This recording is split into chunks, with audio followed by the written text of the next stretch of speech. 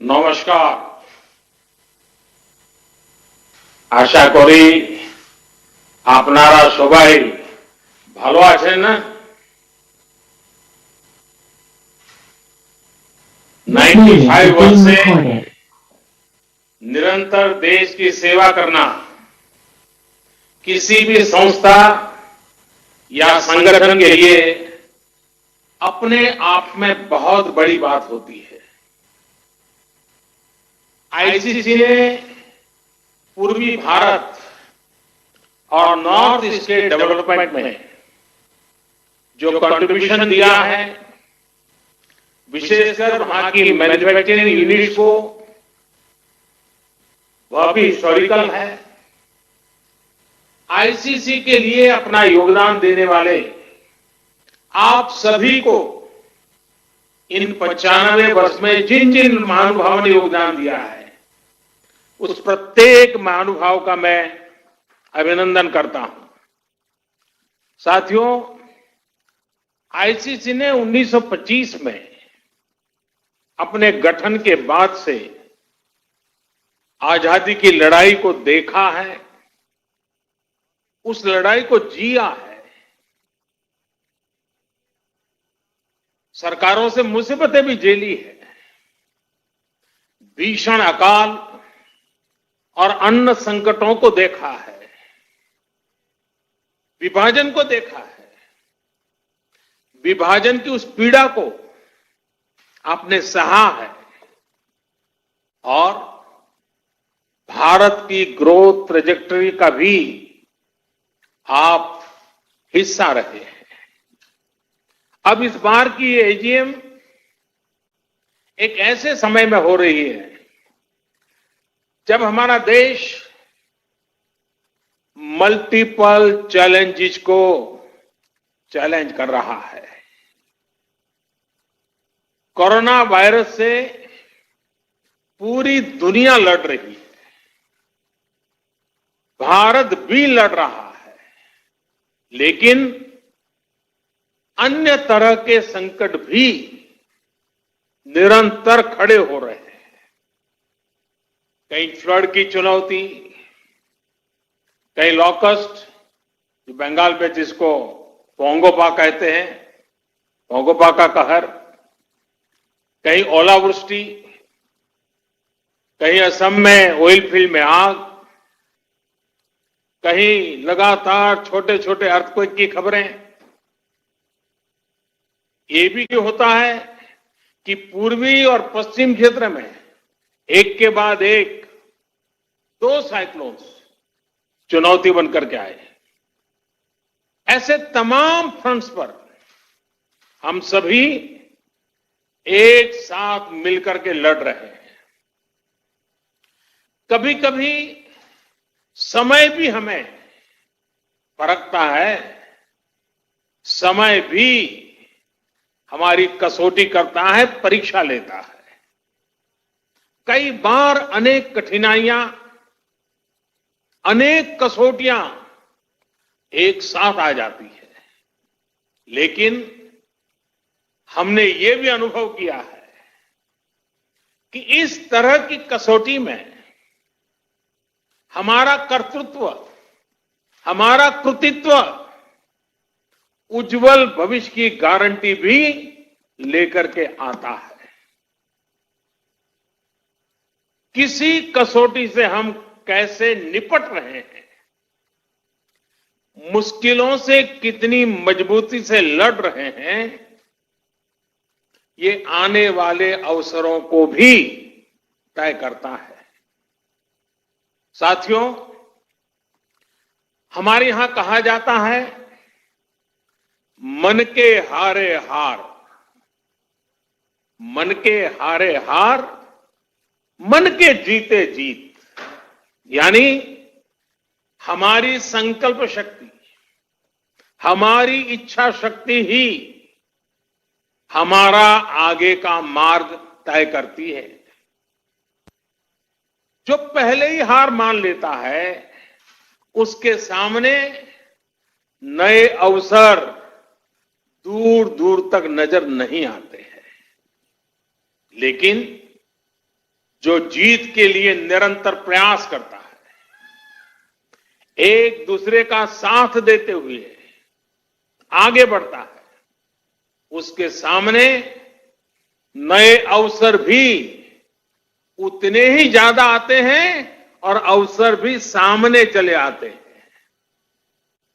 साथियों, ये हमारी एकजुटता, ये एक साथ मिलकर बड़ी से बड़ी आपदा का सामना करना, ये हमारी संकल्प शक्ति, ये हमारी इच्छा शक्ति, हमारी बहुत बड़ी स्ट्रेंथ है। एक राष्ट्र के रूप में हमारी बहुत बड़ी ताकत है।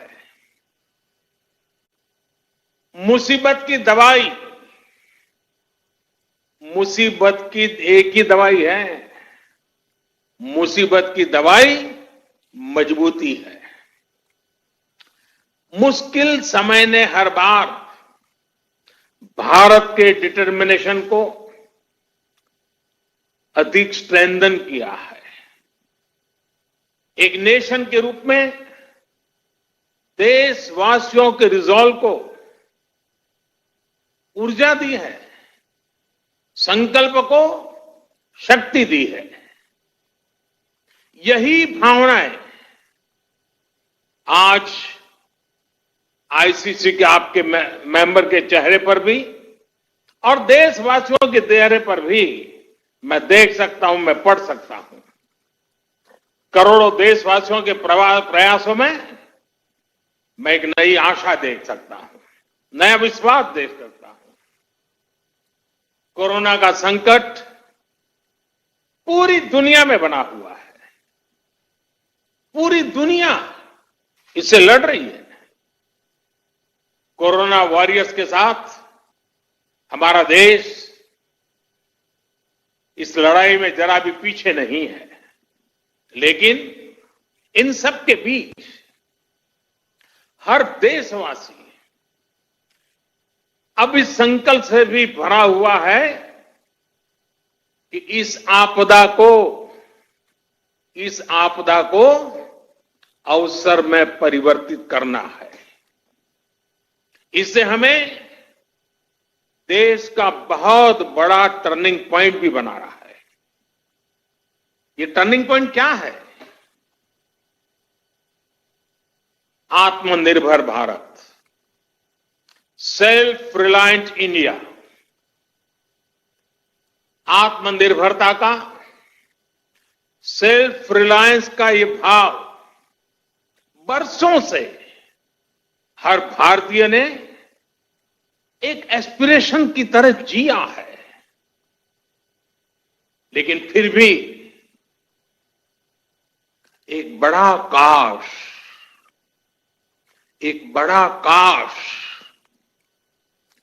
हर भारतीय के मन में रहा है, मस्तिष्क में रहा है। ये काश क्या है? काश हम मेडिकल इक्विपमेंट के क्षेत्र में आत्मनिर्भर होते, काश हम डिफेंस मैन्युफैक्चरिंग में आत्मनिर्भर होते, काश हम कोल और मिनरल्स के सेक्टर में आत्मनिर्भर होते, काश हम एडिबल ऑयल में, फर्टिलाइजर्स के क्षेत्र में आत्मनिर्भर होते, काश हम इलेक्ट्रॉनिक मैन्युफैक्चरिंग में आत्मनिर्भर होते, काश हम सोलर पैनल्स, बैटरीज और चिप मैन्युफैक्चरिंग में आत्मनिर्भर होते, काश हम एविएशन सेक्टर में भी आत्मनिर्भर होते। ऐसे कितने सारे काश, अनगिनत काश हमेशा से हर भारतीय को झकझोरते रहे हैं। साथियों, एक बहुत बड़ी वजह रही है कि बीते 5-6 वर्षों में देश की नीति और रीति में भारत की आत्मनिर्भरता का लक्ष्य सर्वोपरि रहा है। अब कोरोना क्राइसिस ने हमें इसकी गति और तेज करने का सबक दिया है। इसी सबक से निकला है आत्मनिर्भर भारत अभियान। साथियों, हम देखते हैं परिवार में भी संतान, बेटा हो या बेटी, 18-20 साल का हो जाता है तो मां बाप उसे सबसे पहले कहते हैं कि अपने पैरों पर खड़े रहना सीखो। हर परिवार में सुना होगा, आप जो मुझे सुन रहे सबने सुना होगा कि 18-20 साल की उम्र में उनके मां बाप ने उनको कहा होगा कि बेटे बेटी अब अपने पैरों पर खड़े रहना सीखो। एक तरह से आत्मनिर्भर भारत का पहला पाठ परिवार से ही शुरू होता है। भारत को भी अपने पैरों पर ही खड़े होना होगा। साथियों, आत्मनिर्भर भारत अभियान का सीधा सा मतलब है कि भारत दूसरे देशों पर अपनी निर्भरता कम से कम करे। हर वो चीज जिसे इंपोर्ट करने के लिए देश मजबूर है, वो भारत में ही कैसे बने। भविष्य में उन्हीं प्रोडक्ट्स का भारत एक्सपोर्टर कैसे बने, इस दिशा में हमें और तेजी से काम करना है। इसके अलावा हर वो सामान जो भारत का लघु उद्यमी बनाता है, हमारे हैंडीक्राफ्ट वाले जो सामान हमारे सेल्फ हेल्प ग्रुप से जुड़े करोड़ों गरीब बनाते हैं, जो दशकों से हमारे यहां बनता आ रहा है, गलियों मोहल्लों में बिकता रहा है, उसे छोड़कर विदेश से वही सामान मंगाने की प्रवृत्ति, इस पर भी हमने आत्मसंयम बरतना है, हमें नियंत्रण करना है। हम इन छोटे छोटे व्यापार करने वाले लोगों से केवल चीज ही नहीं खरीदते, पैसे ही नहीं देते, उनके परिश्रम को पुरस्कृत करते हैं, मान सम्मान बढ़ाते हैं। कभी सोचना, आप मर्सिडीज गाड़ी लेकर के जा रहे हैं और फुटपाथ पर छोटी चीज बेचने वाले की चीज आपने उतर करके खरीदी, वो पैसे नहीं गिनेगा, वो उसकी छाती फूल जाएगी। देखिए, मर्सिडीज गाड़ी वाला भी फुटपाथ पर मैं भले बैठा हूं, लेकिन उतर करके मेरे से सामान खरीद रखा है, उसकी जिंदगी को एक ताकत मिलती है, उसको सम्मान मिलता है। हमें इस बात का अंदाजा भी नहीं होता कि इससे उनके दिल पर कितना प्रभाव पड़ता है, वो कितना गर्व महसूस करता है।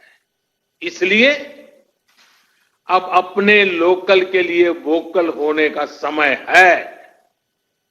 हर गांव, हर कस्बे, हर जिले, हर प्रदेश, पूरे देश को आत्मनिर्भर करने का समय है। साथियों,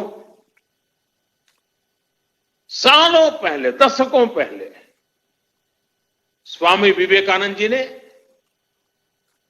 एक पत्र लिखा था। उस पत्र में उन्होंने लिखा था, the simplest method to be work upon at present is to induce Indians to use their own produce and get market for Indian artware in other countries. Swami Vivekananda ji का बताया ये मार्ग पोस्ट कोविड वर्ल्ड में भारत की प्रेरणा है। अब देश प्रण कर चुका है और देश कदम भी उठा रहा है। आत्मनिर्भर भारत अभियान के तहत जिन बड़े रिफॉर्म्स की घोषणा की गई है उनको तेजी से जमीन पर उतारा जा रहा है। एमएसएमईज की डेफिनेशन सालों से लटकी हुई बात, उसका दायरा बढ़ाना हो या एमएसएमई के सपोर्ट के लिए हजारों करोड़ के स्पेशल फंड्स की व्यवस्था हो, ये सब आज सच्चाई बन रहे हैं। आईबीसी से जुड़ा फैसला हो, छोटी छोटी गलतियों को डिक्रिमिनलाइज करने का फैसला हो, इन्वेस्टमेंट की फास्ट ट्रैकिंग के लिए प्रोजेक्ट डेवलपमेंट सेल्स का गठन हो, ऐसे अनेक कार्य पहले ही हो चुके हैं। अब तमाम सेक्टर्स, खासकर कोल और माइनिंग के सेक्टर को अधिक कॉम्पिटिटिव बनाने के लिए जो रिफॉर्म्स अनाउंस हुए हैं, उसका भरपूर फायदा उठाने के लिए उद्योग जगत आगे आए। मेरे युवा साथी, आप आगे आए। साथियों, किसानों और रूरल इकोनॉमी के लिए जो निर्णय हाल में हुए हैं, उन्होंने एग्रीकल्चर इकोनॉमी को बरसों की गुलामी से मुक्त कर दिया है। सच्ची आजादी किसानों को मिली है। अब भारत के किसानों को अपने प्रोडक्ट, अपनी उपज देश में कहीं पर भी बेचने की आजादी मिल गई है। APMC act, essential commodities act, उसमें जो संशोधन किए गए हैं, किसानों और इंडस्ट्री के बीच पार्टनरशिप का जो रास्ता खोला गया है, उससे किसान और रूरल इकोनॉमी का कायाकल्प होना तय है। इन फैसलों ने किसान को एक प्रोड्यूसर के रूप में और उसकी उपज को एक प्रोडक्ट के रूप में पहचान दी है। साथियों, चाहे किसानों के बैंक खातों में सीधे पैसे ट्रांसफर करना हो, चाहे एमएसपी का फैसला हो, उनकी पेंशन की योजना हो, हमारा प्रयास किसानों को सशक्त करने का है। अब किसानों को एक बड़ी मार्केट फोर्स के तौर पर विकसित होने में सहायता की जा रही है। साथियों, लोकल प्रोडक्ट्स के लिए जिस क्लस्टर बेस्ड अप्रोच को भारत में बढ़ावा दिया जा रहा है, उसमें भी सभी के लिए अवसर भी मौजूद है। जिन जिलों, जिन ब्लॉक्स में जो पैदा होता है, वहीं आसपास इनसे जुड़े क्लस्टर विकसित किए जाएंगे। जैसे पश्चिम बंगाल में जूट किसानों के लिए पास में ही जूट आधारित उद्योगों को और मजबूती दी जाएगी। फॉरेस्ट प्रोड्यूस की अपार संपदा जुटाने वाले आदिवासी साथियों को उनके क्षेत्र में ही आधुनिक प्रोसेसिंग यूनिट्स उपलब्ध कराई जाएगी। इसके साथ ही बांबू और ऑर्गेनिक प्रोडक्ट्स के लिए भी क्लस्टर्स बनेंगे। सिक्किम की तरह पूरा नॉर्थ ईस्ट ऑर्गेनिक खेती के लिए बहुत बड़ा हब बन सकता है, ऑर्गेनिक कैपिटल बन सकता है। आईसीसी के साथ जुड़े आप सभी व्यापारी अगर ठान ले तो नॉर्थ ईस्ट में ऑर्गेनिक फार्मिंग बहुत बड़ा आंदोलन बन सकता है। आप उसकी ग्लोबल पहचान बना सकते हैं। आप अगर चाहें तो ऑर्गेनिक प्रोडक्ट को लेकर के ग्लोबल मार्केट पर छा सकते हैं। साथियों, आप सभी नॉर्थ ईस्ट, पूर्वी भारत में इतने दशकों से काम कर रहे हैं। सरकार ने जो तमाम कदम उठाए हैं, इनका बहुत बड़ा लाभ ईस्ट और नॉर्थ ईस्ट के लोगों को होगा। मैं समझता हूं कि कोलकाता भी खुद फिर से एक बहुत बड़ा लीडर बन सकता है। अपने पुराने गौरव से प्रेरणा लेते हुए भविष्य में कोलकाता पूरे क्षेत्र के विकास का नेतृत्व कर सकता है। आपसे बेहतर और कौन जानता है कि जब श्रमिक पूर्व के, संपत्ति पूर्व की, संसाधन पूर्व के, तो इस क्षेत्र का विकास कितनी तेज गति से हो सकता है। साथियों, 5 साल बाद यानी वर्ष 2025 में आपकी संस्था अपने 100 वर्ष पूरे करने जा रही है।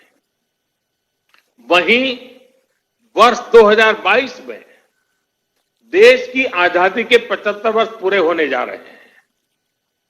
ये आपकी संस्था के लिए, आपके प्रत्येक सदस्य के लिए, आपकी कोई भी औद्योगिक इकाई हो या व्यापारिक इकाई हो, बेहतरीन समय है एक बड़ा संकल्प लेने का।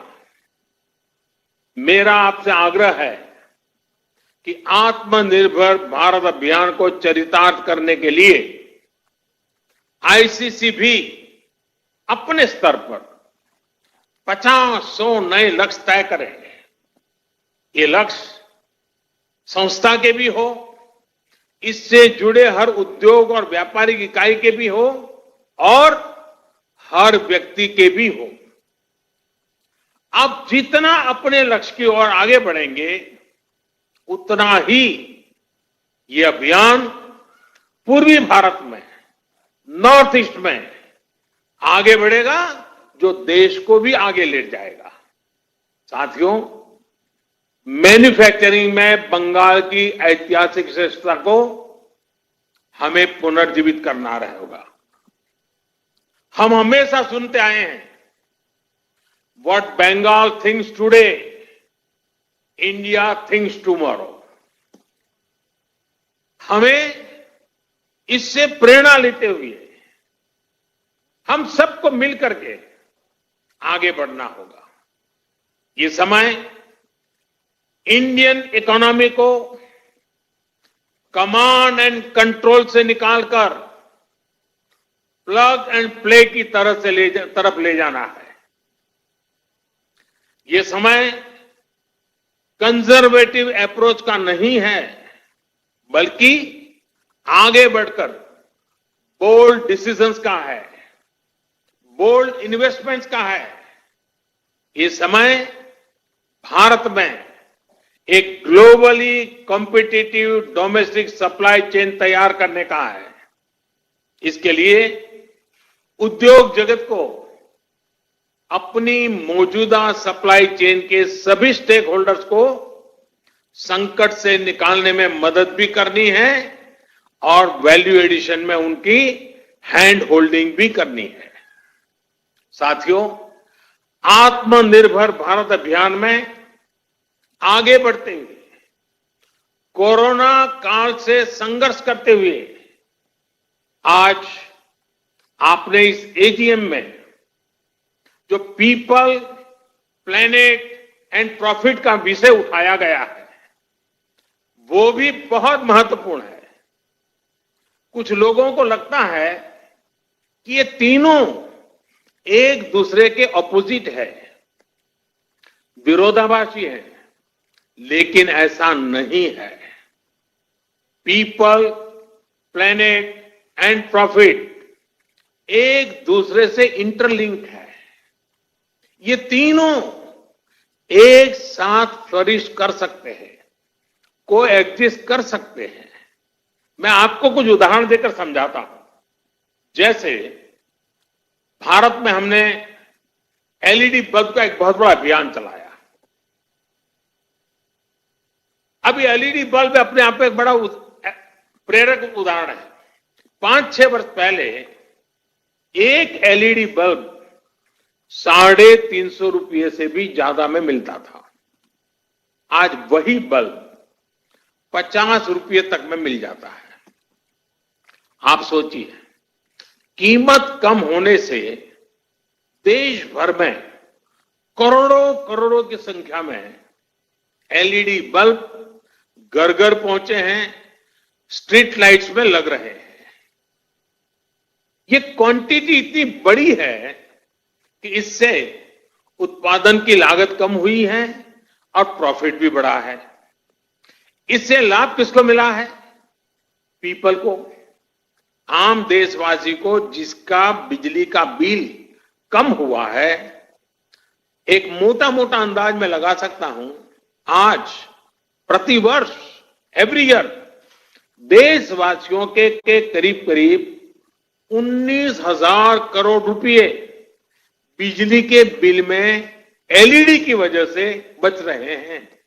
19,000 करोड़ रुपए आपके जेब में बचना, ये बचत गरीब को हुई है, ये बचत देश के मध्यम वर्ग को हुई है और लगातार होने वाली है। इसका लाभ प्लेनेट को भी हुआ है। सरकारी एजेंसियों ने जितने एलईडी बल्ब कम कीमत पर बेचे हैं, पहले उससे ही हर साल करीब करीब 4 करोड़ टन कार्बन डाइऑक्साइड का एमिशन कम हुआ है। यानी प्रॉफिट दोनों को है, दोनों के लिए विन विन सिचुएशन है। उत्पादक भी कमाता है, विक्रेता भी कमाता है और खरीदार भी कमाता है, और प्लेनेट का तो भला हुआ ही हुआ है। अगर आप सरकार की अन्य योजनाओं और फैसलों को भी देखें तो बीते 5-6 वर्षों में पीपल, प्लेनेट एंड प्रॉफिट का ये कंसेप्ट जमीन पर और मजबूत हुआ है। अब जैसे अभी आपने भी देखा है कि कैसे सरकार का बहुत ज्यादा जोर इनलैंड वाटरवेज पर है। हल्दिया से बनारस तक तो वाटरवे चालू हो चुका है। अब मैं बनारस का एमपी हूं, इसलिए मुझे आपसे जुड़ने हुए आनंद भी आता है। अब वो चालू भी हो चुका है। अब नॉर्थ ईस्ट में भी वाटरवेज बढ़ाया जा रहा है। इन वाटरवेज से पीपल का फायदा है, क्योंकि इससे लॉजिस्टिक्स का खर्च कम होता है। इन वाटरवेज से प्लेनेट का भी फायदा है, क्योंकि इससे ईंधन कम जलता है। और हमें यह भी नहीं भूलना चाहिए कि ये पेट्रोल डीजल के इंपोर्ट को कम करेगा, रोड पर ट्रैफिक कम करेगा, सामान सस्ते में पहुंचाएगा, सामान सस्ता मिलेगा, शॉर्टेज रूट से जल्दी पहुंचेगा। खरीदने वाले और बेचने वाले दोनों को इसमें प्रॉफिट ही प्रॉफिट है। यानी पीपल भी है, प्लेनेट भी है, प्रॉफिट भी है। साथियों, भारत में एक और अभियान अभी चल रहा है, देश को सिंगल यूज प्लास्टिक से मुक्त करने का। इसमें पीपल, प्लेनेट और प्रॉफिट तीनों ही विषय एड्रेस होते हैं। विशेषकर पश्चिम बंगाल के लिए तो ये बहुत ही फायदेमंद है। इससे आपके यहां जूट का कारोबार बढ़ने की संभावना अनेक गुना बढ़ जाती है। और मैं तो आपसे पूछूंगा, क्या आप लोगों ने इसका फायदा उठाया कि नहीं उठाया? क्या अब पैकेजिंग मटेरियल, नई नई वैरायटीज, नए नए थैलिए, नए नए पर्स प्लास्टिक की जगह पर जूट से बनाना शुरू किया कि नहीं किया? एक तरह से मैं कहूंगा ये एक निर्णय, सिंगल यूज प्लास्टिक से मुक्ति का एक निर्णय, आप आईसीसी के मेंबर जो उस इलाके में ज्यादा काम करते हैं, आपकी तो 5 उंगलियां घी में है। और आपको तो इस मौके का और फायदा उठाना चाहिए। और अगर ये मौका छोड़ देंगे तो फिर कौन मदद करेगा? सोचिए, जब पश्चिम बंगाल में बना जूट का बैग हर किसी के हाथ में होगा तो बंगाल के लोगों को कितना बड़ा प्रॉफिट होगा। साथियों, पीपल सेंट्रिक, पीपल ड्रिवन और प्लेनेट फ्रेंडली डेवलपमेंट की अप्रोच अब देश में गवर्नेंस का हिस्सा बन गई है। जो हमारे टेक्नोलॉजिकल इंटरवेंशंस है वो भी पीपल, प्लैनेट और प्रॉफिट के विचार के अनुकूल ही है।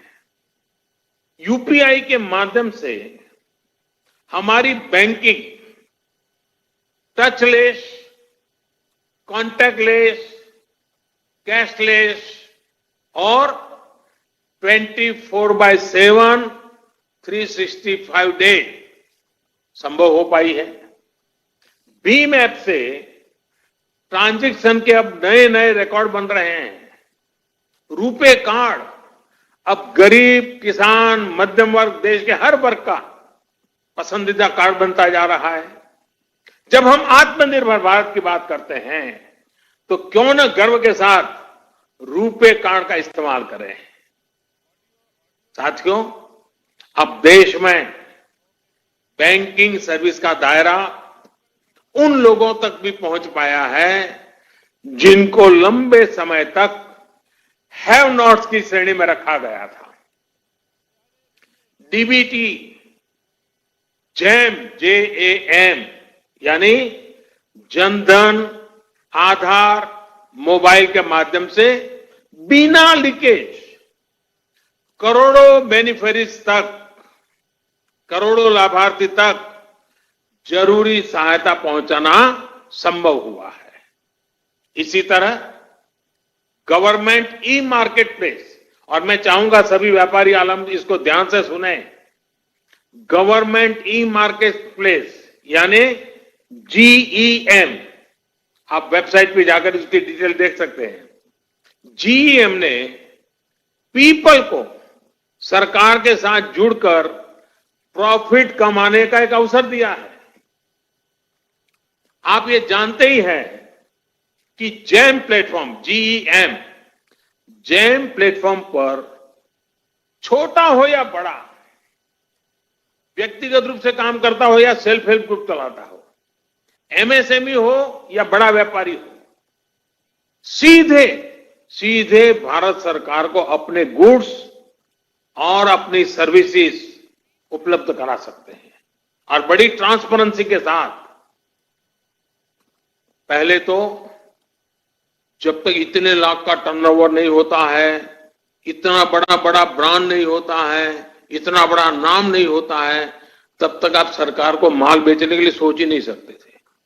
आज हमने बोला है कि आप सीधे भारत सरकार की बड़ी से बड़ी इकाई, इवन PM ऑफिस में भी आपका माल पहुंच सकता है, प्रधानमंत्री को भी पहुंच सकता है।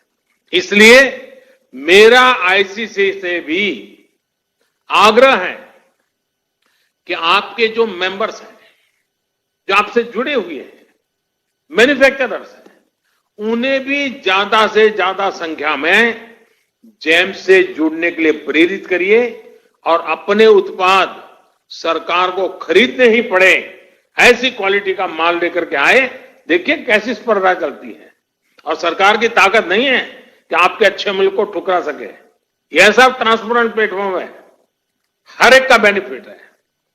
अगर आपसे जुड़ा हर मैन्युफैक्चरर जैम से जुड़ जाएगा तो छोटे कारोबारी भी अपने प्रोडक्ट सीधे सरकार को बेच पाएंगे।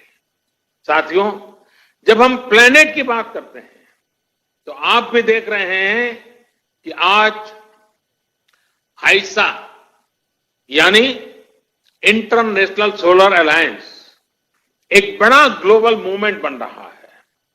सोलर एनर्जी के क्षेत्र में जो लाभ भारत अपने लिए देखता है उसको पूरी दुनिया के साथ साझा करने के लिए कोशिश की जा रही है। मेरा इंडियन चैम्बर ऑफ कॉमर्स के तमाम सदस्यों से अनुरोध है कि रिन्यूएबल की बात करते हैं तो आप भी देख रहे हैं कि आज हाइसा यानी इंटरनेशनल सोलर अलायंस एक बड़ा ग्लोबल मूवमेंट बन रहा है। सोलर एनर्जी के क्षेत्र में जो लाभ भारत अपने लिए देखता है उसको पूरी दुनिया के साथ साझा करने के लिए कोशिश की जा रही है। मेरा इंडियन चैम्बर ऑफ कॉमर्स के तमाम सदस्यों से अनुरोध है कि renewable energy, solar power generation के लिए जो टारगेट्स हैं जो टारगेट देश ने रखे हैं उसमें अपने कंट्रीब्यूशन और इन्वेस्टमेंट को विस्तार दें। देश में ही सोलर पैनल की मैन्युफैक्चरिंग, पावर स्टोरेज कैपेसिटी बनाने के लिए बेहतर बैटरीज, इसके R&D और मैन्युफैक्चरिंग में निवेश करने की ये बहुत बड़ी सुवर्ण तक है, गोल्डन अपॉर्चुनिटी है। जो इस काम में जुटे हैं ऐसे संस्थानों की, MSMEs की हैंड होल्डिंग आवश्यक है और करनी चाहिए। बदलते हुए विश्व में सोलर रिचार्जेबल बैटरीज का बहुत बड़ा मार्केट बनने वाला है। क्या भारत का उद्योग जगत इसका नेतृत्व कर सकता है? इस क्षेत्र में भारत एक बहुत बड़ा हब बन सकता है। ICC और उसके सदस्य 2022 जब भारत अपनी आजादी के 75 वर्ष पूरा करेगा और 2025 जब ICC अपने 100 वर्ष पूरा करेगा, तो इन अवसरों से जुड़े लक्ष्यों में इस विषय पर भी अपने टारगेट तय कर सकते हैं। साथियों, ये समय अवसर को पहचानने का है, खुद को आजमाने का है और नई बुलंदियों की ओर जाने का है। ये अगर सबसे बड़ा संकट है तो हमें इससे सबसे बड़ी सीख लेते हुए इसका पूरा लाभ भी उठाना चाहिए। मैं आपको आश्वस्त करता हूं कि सरकार इसके लिए पूरी तरह से कमिटेड है, आपके साथ है। आप बेहिचक आगे बढ़िए, नए संकल्पों के साथ, नए विश्वास के साथ आगे बढ़िए। आत्मनिर्भर भारत के मूल मंत्र में है, और यह बात बहुत महत्वपूर्ण है, आत्मनिर्भर भारत के मूल में जो मंत्र है वो है आत्मविश्वासी भारतीय। हर भारतीय आत्मविश्वासी होगा तो आत्मनिर्भर भारत की यात्रा बहुत कम समय में हम जीत लेंगे। गुरुवर टैगोर ने अपनी कविता नूतन जोगेर भोर में कहा है,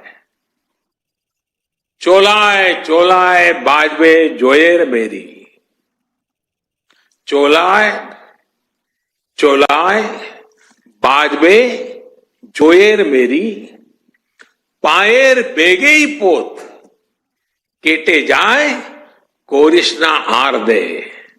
यानी हर आगे बढ़ने वाले कदम पर घोषणाद होगा, दौड़ते पांव ही नया रास्ता बना देंगे। अब देरी मत करो, सोचिए ये कितना बड़ा मंत्र है, दौड़ते पांव ही नया रास्ता बना देंगे। जब इतनी बड़ी प्रेरणा हमारे सामने है तो रुकने का सवाल ही पैदा नहीं होता।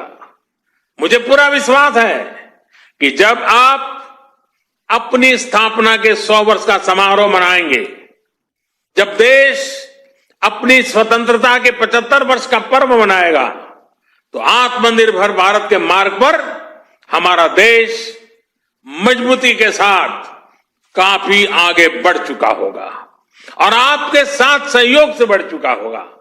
130 करोड़ देशवासियों की संकल्प शक्ति से बड़ा होगा। 130 करोड़ देशवासियों के हर कदम में आत्मनिर्भरता का मिजाज होगा। एक बार फिर आप सबको बहुत बहुत शुभकामनाएं देता हूं और मैं यही प्रार्थना करूंगा, स्वस्थ रहिए, सुरक्षित रहिए। बहुत बहुत आभार। भालो थाकबेन।